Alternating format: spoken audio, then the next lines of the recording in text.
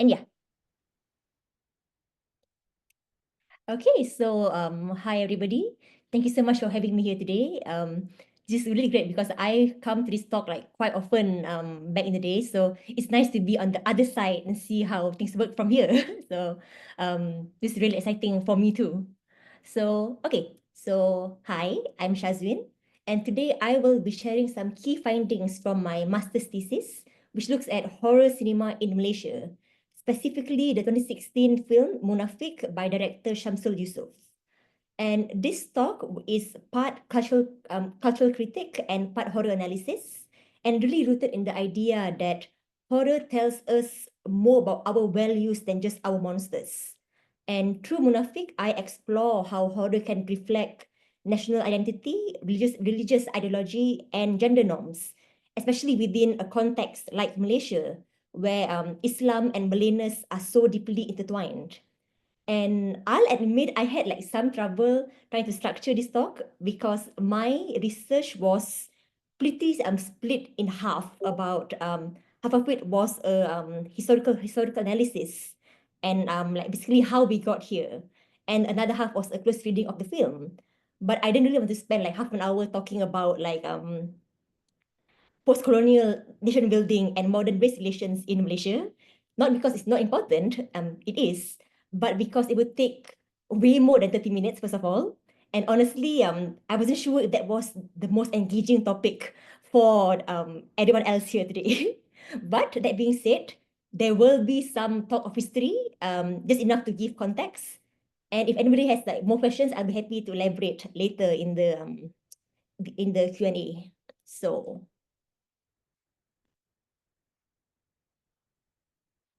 So, why Munafik and why horror?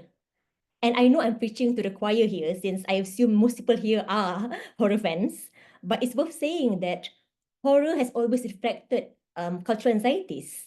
It shows us what society is afraid of and what it represses and what it needs to control. And Malaysia is no exception. But horror in Malaysia has had a very complicated history. Despite a rich folkloric tradition of full of ghosts, spirits, and things that go bump in the night, horror was unofficially banned from our national screens from the 70s through the early 2000s. And because it was said to promote superstition, which went against the Islamic modernization agenda that was pushed by the government at that time. In fact, our longest serving Prime Minister, Mahathir Mohamad, who, just so you know, was in power for 22 years, was very explicit about his condemnation of the genre. He went on record saying that horror films are detrimental to national development and they didn't fit into his modernizing vision for Malaysia. So for over 2 decades while he was in power, from the until 2003, horror just like vanished from mainstream cinema. And this is where I like to like nerd out a little. So Mahathir stepped down in 2002, in 2003, and the first film to come back, first horror film to return, came back in 2004, and it featured the Pontianak, which is a female monster from Malay folklore, often interpreted as a symbol of patriarchal anxieties about womanhood, childbirth, and what it means to be a Malay woman in Malaysia. So there's something deeply poetic to me about that the moment Mahathir resigned, this patriarchal modernizing figure, the moment he leaves, the first monster to return is a woman who refuses to stay buried. And can go look even further back, where the first horror film that came out after independence in 57 was also featuring the Pontianak. So it's a very like interesting tidbit about like the role of the Pontianak in Malaysian cinema and culture. So that's just like slightly off topic. And then in 2016, we get Munafik, a very different kind of horror film. It becomes the highest grossing Malaysian horror movie of all time, only beat by the sequel, in fact. And it marks a shift in the genre towards what I call halal horror, not Islamic horror, which is something that people still argue about what is exactly Islamic horror. These are horror films that center Islamic cosmology and morality rather than folklore. And the title itself is telling. Munafik comes from the Arabic word munafik, meaning hypocrite, specifically somebody who pretends to be Muslim but isn't truly one inside. So already, the horror here isn't just external. Um, it is internal. It's about religious failure and moral decay. And instead of a ghost of a Pontiana, the monster here is a spiritual condition. And so what do I mean by halal horror? Essentially, it's horror that is spiritually safe. It follows genre conventions, but it ends in a very clear moral resolution. Faith is restored, divine justice prevails, and sin is punished. It entertains while also reaffirming Islamic values specific to Malaysia. And in Munafik, again, we move away from traditional folkloric monsters like the Pontianak. Instead, the horror here is rooted in Islamic cosmology. It's not about vengeful ghosts, but about demonic possessions, satanic pacts, and moral corruption within a religious society. The enemy isn't a wild demon or monster from the outside. It is a hypocrite, someone who pretends to be righteous but secretly works against Islam. And this makes Munafik feel different than all the horror. The fear isn't just the unknown. The fear is the idea of religious failure, especially in others, can invite catastrophe to the nation and to society. It plays directly into the idea that spiritual purity is a collective responsibility, and that deviation threatens not just the individual, but the whole community. So it's horror, but with very specific moral message baked into the narrative. And I am going to play the trailer now. If Dr. Sam would like to stop the recording.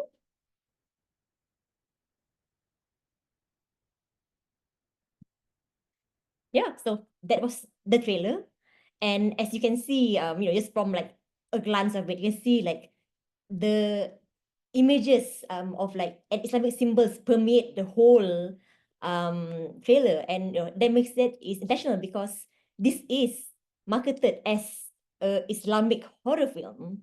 So just a short summary for anybody who has not seen the film. Munafik follows Adam, a traditional Islamic healer who's still grieving the loss of his wife, which happens right at the beginning of the film before the title sequence. His faith is shaken, he questions his role and steps back from his healing practice. And just side note, the main character Adam is also played by the director of the film. um, so Adam is then called to help Maria, a young woman who appears to be possessed. Things get dicey and disturbing and dangerous, and we eventually learn that Pa Osman, Maria's father, is the one who made a deal with the devil for power, and he uses Maria as a vessel, essentially.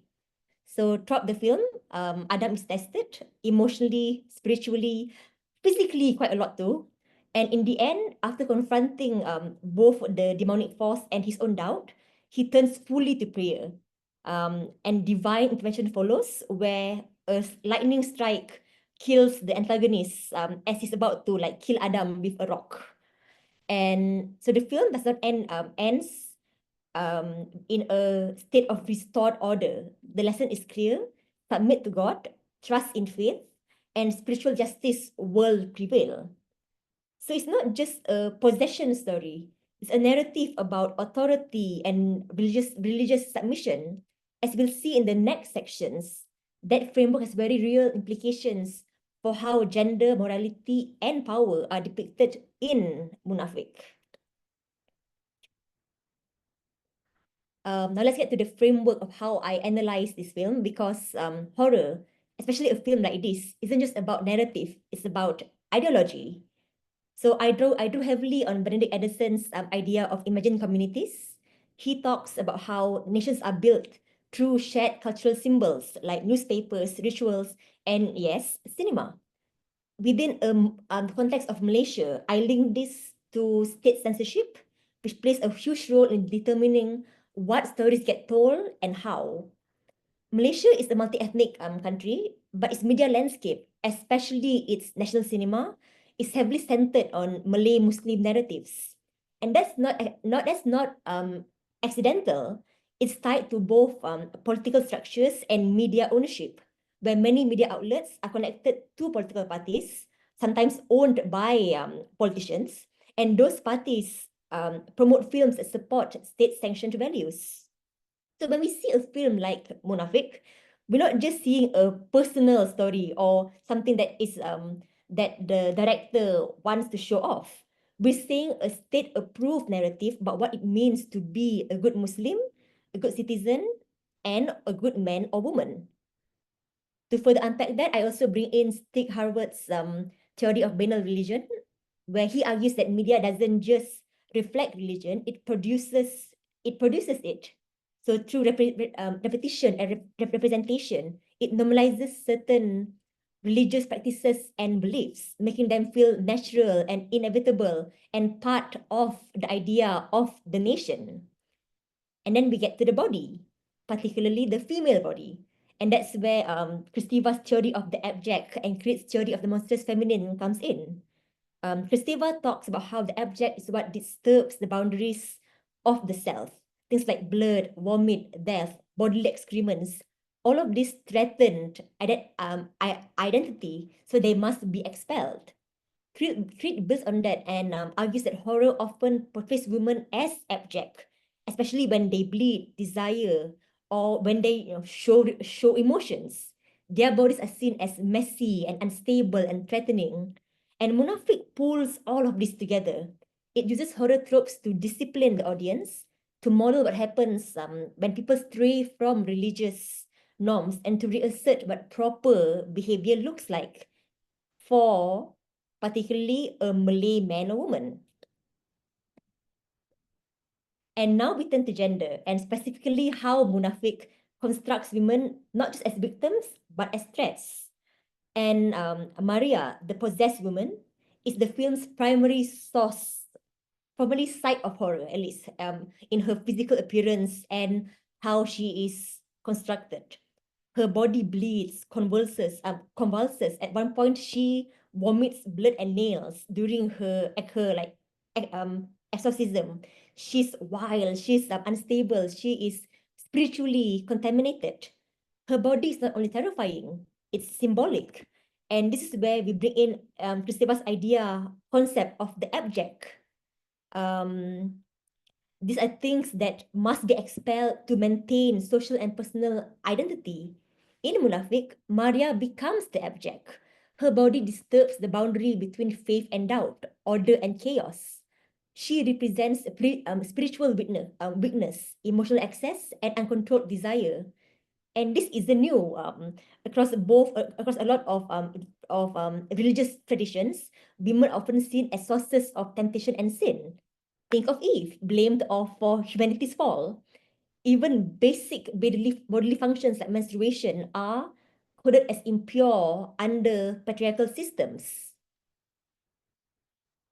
And to dig deeper into the film's gender logic, we need to talk about akal and nafsu, a key conceptual pairing in Islamic Malay moral thought.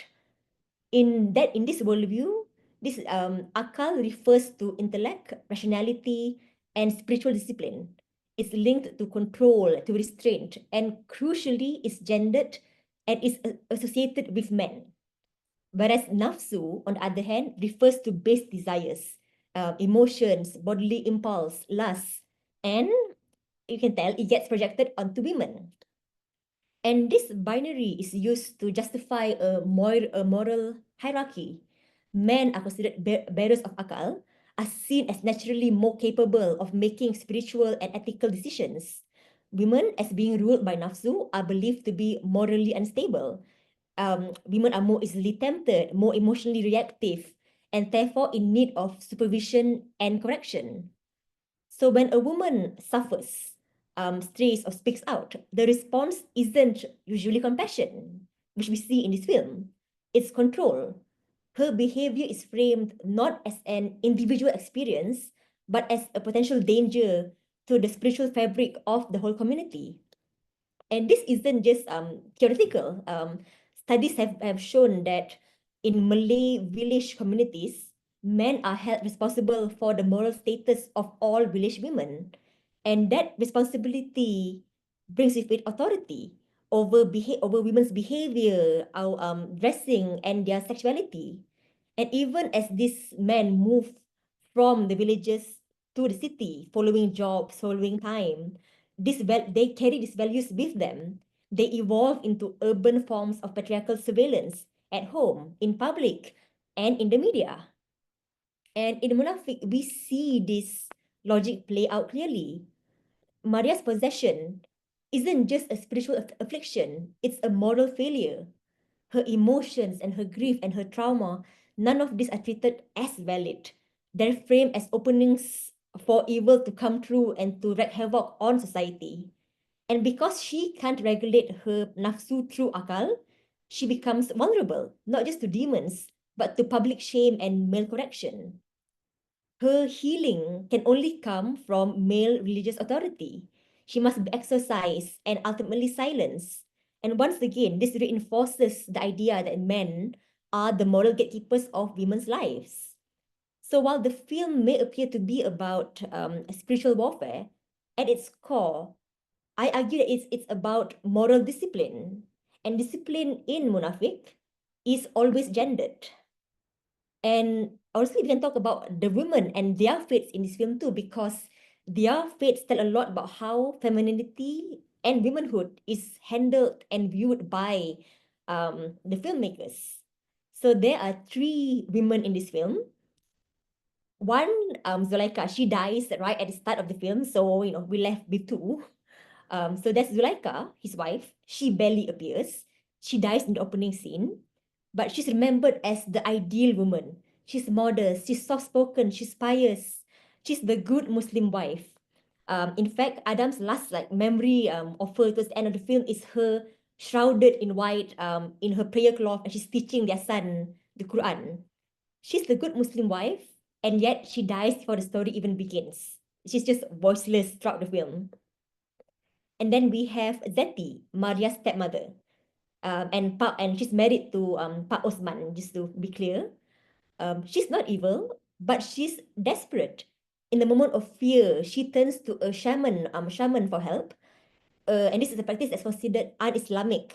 And when she admits this, Adam doesn't offer her empathy. He blames her. He tells her that everything that has happened to her family is her fault, and that she is weak for trying to find outside help, for stepping outside of the boundaries of proper Islamic conduct. And she's blamed that everything's happening right now is her fault. And finally, there is Maria. She's young and clearly traumatized. Her father, Pa Osman, who is the source of the evil in this film, but Maria becomes the physical and spiritual battleground for that sin. She's the one who gets possessed. She's the one who suffers. And in the end, she's the one who has to be cleansed, even though, again, this was brought upon her by her father. She didn't ask for any of this. So what is the pattern here? It doesn't matter who these women are or what they do, whether they follow the rules or break them, the outcome is the same. They're punished. You have Zuleika is perfect and she dies. Maria is framed as a sinner and she dies. Zeti survives, but only after being publicly scolded and corrected. And she loses both her husband and her stepdaughter, so she's also alone. But at the end of this film, she doesn't get after being brutalized in the film too. She doesn't get a redemption for anything. And this pattern reflects a deeply gendered logic that women are morally unstable and their presence in the narrative is always linked to suffering, whether it's their own or somebody else's. And to place Munafik in a broader regional context, we need to talk about the tradition of female spirits and ghosts in Southeast Asian horror. These figures are everywhere. In Malaysia, we have the Pontianak, the Kuntilanak, and the Sundal Bolong, all versions of a similar archetype of a woman who died violently, often during childbirth, and usually as because of male violence, and they return as a vengeful spirit. These ghosts aren't just there to be scary. They are political. They embody grief and rage and histories that have been repressed that can't or won't be acknowledged by society. And they refuse to stay buried. And what's particularly interesting about these stories is that they often predate Islam's arrival in the region. They come from an animistic and ancestral past, a cultural memory that continues to haunt the Islamic present. So their appearances on screen is never just narrative, it's historical and symbolic and speaks deeply to um, the idea of the repressed coming back. A friend of mine, I was telling her about my this talk. She said something perfectly, but she said every culture has it: a donut, a dumpling, and a dead woman coming seeking justice. And that says a lot about um, what it means to have these stories permeate the region so much. Why is it that we have so many stories about women coming back from the dead to seek justice that they didn't get in life? So there's something to think about, like gender relations in the region. And these ghost women emerge when societal rules fail to protect them. They only go away once justice is served. But here's the key difference in Munafik, where Maria isn't a ghost, but she's treated like one. Um, she is spiritually marked. She exists at the edge of acceptability. She's neither fully present nor fully absent. And like the Pontianak, she becomes a vessel for fear and shame and moral panic. But unlike the Pontianak, Maria doesn't get justice. She doesn't reclaim her story or reveal a buried truth. She's not allowed to rage, which is a defining characteristic of the Pontianak. Instead, she's silenced, exercised. She has to be removed for the narrative to move on. So where the classic Southeast Asian um, ghost woman might haunt until wrongs are made right, Munafik uses its ghostly woman to reinforce the very systems that she might otherwise challenge. It's not a story about reckoning or seeking justice or like fixing what was broken. It's a story about a return to order and return to the status quo. And to understand like how we got to this point, we must also talk about the broader political and religious landscape it comes from, particularly the Islamization of Malaysian society and media and its impact on culture. From the 80s onwards, under Prime Minister Mahathir Mohamad, Malaysia underwent a major project of Islamization. This wasn't about like conversion per se. It's about reinforcing Islam as central to Malay ethnic identity and national unity. So in Malaysia, to be Malay is to be Muslim. It's written into constitution. That means that your religious identity isn't just personal; it is inherently political, and any perceived deviations from Islamic norms isn't just seen as blasphemous, it's framed as a threat to the nation itself. And you can see this in the recent years, in many cases of, for example, children who have undergone forced conversions like very young, who want to like return to after a divorce, return to the other parents' religion to like leave Islam. And it's always a huge fight in our court systems because it's seen as a threat for this to happen. And that's why media and entertainment become key sites for moral and ideological control. Horror, in particular, is treated with suspicion because of its association with superstition, the occult, and moral ambiguity. And because, again, as I mentioned before, for decades, horror films were suppressed or discouraged. And when they did reemerge in today's society, they have to fit the mold, to be allowed to be premiered, for to say, because again, under our state censorship permeates every corner of our cultural industry. And this reinforces religious values, depict clear moral binaries, and avoid anything that could challenge the state-sanctioned ideologies. And Munafik fits this model perfectly. It's horror, but it's state-friendly horror. It centers on Islamic cosmology, punishes deviation, and affirms the power of men and religious authority. It is ideologically safe, which we can argue that the first Pontianak film that comes out after back in 2004 was a lot more feminist and probably could not be made at this time in this era in like um Malaysian society. You know, it's something that could be argued about maybe. And so what we're seeing here is when women are the ones who fall short, who stray from religious norms, who fail to self-regulate, the film treats this not just as a personal sin, but a communal danger, and one that has to be corrected to protect the integrity and the sanctity of the community.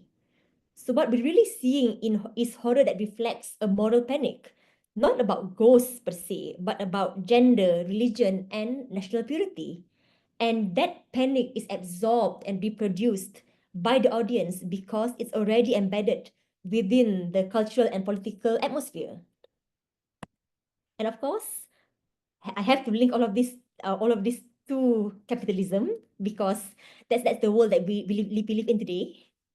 So one of the major shifts in Malaysia over the past few decades is the rise of a pious middle class Malay Muslim consumer base based on like government aid back in the 80s. This group has significant spending power now, and a desire for entertainment that aligns with their values, religious or cultural or moral. And this has led to the growth of the halal industry. And just for anyone who doesn't know, halal in its simplest terms means permitted in Islam. So like food that is halal, for example. But the halal industry in Malaysia has now extended to far more than just food. It includes fashion, finance, travel, and yes, horror films.